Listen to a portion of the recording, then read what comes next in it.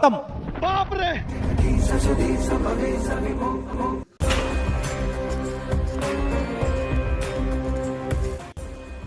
কি সমস্যা হয়েছে তোমার অবশ্য?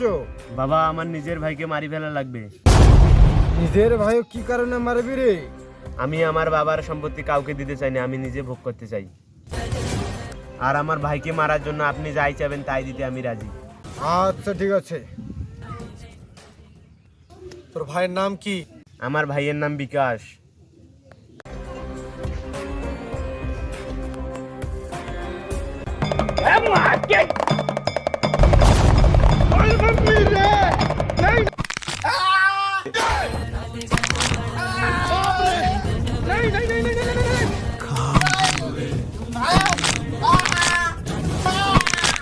खत्म।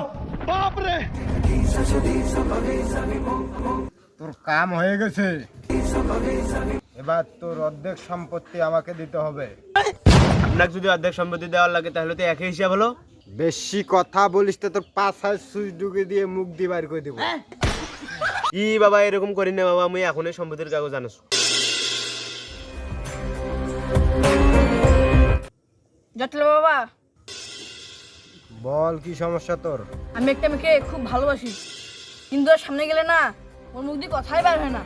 তোর কাজ হয়ে যাবে, কিন্তু দক্ষিণা হিসাবে আমাকে 1001 টাকা দিতে হবে। অত তো টাকা নাই, কিন্তু 1 টাকা আছে। ওইটা দে। 1 টাকা ছিল, কিন্তু বিড়ি খেয়ে শেষ করে দিয়েছি। তোর সততা আমাকে মুগ্ধ করেছে। তোর কাজ করতে আমি 1 টাকা পেমেন্ট নেব না, ফ্রি ফ্রি করে দেবো। अच्छा।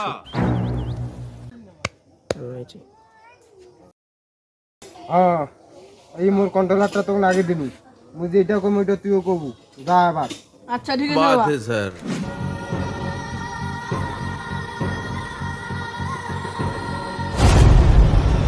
बाप रे। কেমন আছো? কেমন আছো তুমি? হ্যাঁ ভালো আছি। তোমাকে অনেকদিন ধরে, একটা কথা বলবো বলবো ভাবছি, কিন্তু বলা হয়নি কখনো। আমি তোমাকে অনেক ভালোবাসি। আই